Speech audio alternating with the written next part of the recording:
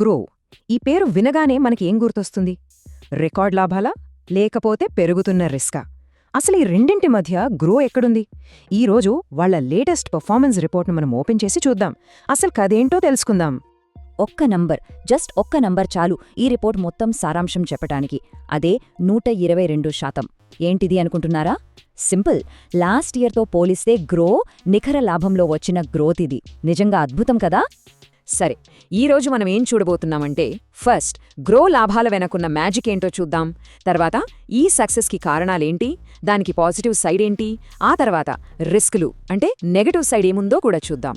చివరిగా అన్నిటినీ కలిపి ఒక క్లియర్ పిక్చర్కి వద్దాం. Okay, let's start. మనం మొదటి సెక్షన్ గ్రో లాభాల సునామీ. అసలు రెవెన్యూలో ఎలా రాక్ చేసిందో చూద్దాం. ఇక్కడ ఈ గ్రాఫ్ చూడండి, నంబర్స్ మాట్లాడుతున్నాయి. వాళ్ల రెవెన్యూ అంటే ఆదాయం 88% పెరిగి దాదాపు 1470 కోట్లకు చేరింది. నెట్ ప్రాఫిట్ అయితే ఏకంగా 122% పెరిగింది, అంటే 686 కోట్లు. ఇక ఈబిడిఐటే అంటే ట్యాక్స్, వడ్డీలు లాంటివి తీసేయకముందు కంపెనీ పర్ఫార్మెన్స్ ఎలా ఉందో చెప్పే ఇండికేటర్, అది కూడా 142% పెరిగింది. ఇవి మామూలు నంబర్లు కాదు, కంపెనీ ఎంత ఫాస్ట్గా గ్రో అవుతుందో చెప్పే ప్రూఫ్ అన్నమాట. ఇంకా సింపుల్గా చెప్పాలంటే, వాళ్లు సంపాదించే ప్రతి 100 రూపాయల్లో దాదాపు 45 రూపాయలు వాళ్లకి నికర లాభంగా మిగులుతోంది. వావ్! ఇది వాళ్ల ఎఫిషియన్సీకి, ప్రాఫిటబిలిటీకి ఒక పెద్ద ఉదాహరణ. సరే, ఇంత పెద్ద గ్రోత్ వచ్చింది, బాగుంది. కానీ ఎలా? దీని వెనక ఉన్న అసలు ఇంజిన్ ఏంటి? దాన్ని తెలుసుకోవాలంటే మనం సెక్షన్ 2లోకి వెళ్ళాలి. అదే పాజిటివ్ సైడ్ స్టోరీ. ఈ సక్సెస్ మొత్తానికి బేస్ ఎవరో తెలుసా? వాళ్ల యూజర్లే. వాళ్ల యాక్టివ్ యూజర్ బేస్ 20% పెరిగి ఇప్పుడు 1.67 కోట్లకు చేరింది. అంటే మార్కెట్లో ఉన్న ప్రతి 7 రీటైల్ ట్రేడర్లలో ఒకరు గ్రో యూజర్ అన్నమాట. అంత మాత్రమే కాదు, కొత్తగా ఎస్ఐపిలు స్టార్ట్ చేసేవాళ్ల సంఖ్య కూడా 61.5% పెరిగింది. ఇది మార్కెట్ యావరేజ్ కన్నా చాలా ఎక్కువ.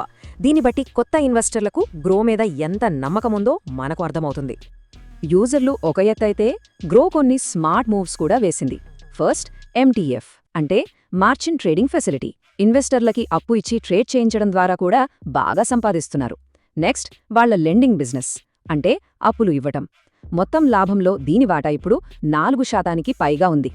అన్నింటికన్నా ముఖ్యమైన విషయం ఏంటంటే, ఆదాయం పెరుగుతున్న స్పీడ్లో ఖర్చులు పెరగకుండా చూసుకుంటున్నారు. దీన్నే ఆపరేటింగ్ లెవరేజ్ అంటారు. ఇది చాలా పాజిటివ్ సైన్. ఓకే, అంతా బావుంది కదా, సక్సెస్, గ్రోత్, ప్రాఫిట్స్. కానీ ప్రతి కథలోనూ ఒక ట్విస్ట్ ఉంటుంది కదా. ఈ సక్సెస్ వెనుక ఏమైనా రిస్కులున్నాయా? ఇప్పుడు నాణానికి రెండో వైపు చూసే టైం వచ్చింది.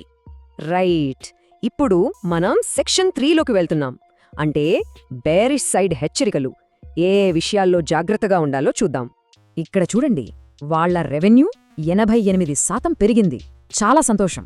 కానీ అదే టైంలో ఆపరేషనల్ కాస్ట్స్ అంటే కంపెనీని నడపడానికయ్యే ఖర్చులు కూడా 66% పెరిగాయి.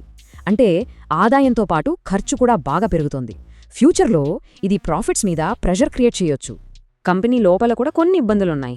ఫస్ట్, కస్టమర్ల total assets value quarter on quarter 1.1% తగ్గింది. ఎందుకంటే మార్కెట్ వోలటాలిటీ వల్ల. యూజర్ల పోర్ట్ఫోలియో వాల్యూ దాదాపు 28,300 కోట్లు తగ్గింది. అంతేకాదు, వాళ్ల అసెట్ మేనేజ్మెంట్ కంపెనీ ఇంకా 21 కోట్లకు పైగా నష్టంలో ఉంది.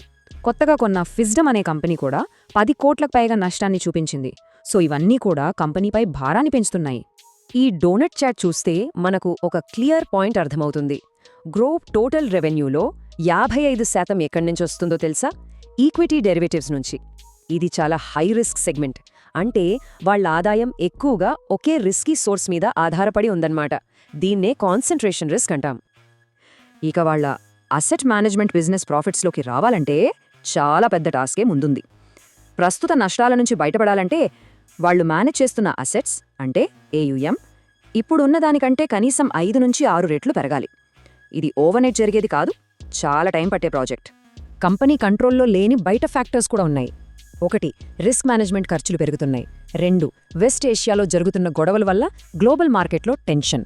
3, ఫారిన్ ఇన్వెస్టర్లు మన మార్కెట్ నుంచి డబ్బులు వెనక్కి తీసుకుంటే దాని ఇంపాక్ట్ కూడా ఉంటుంది.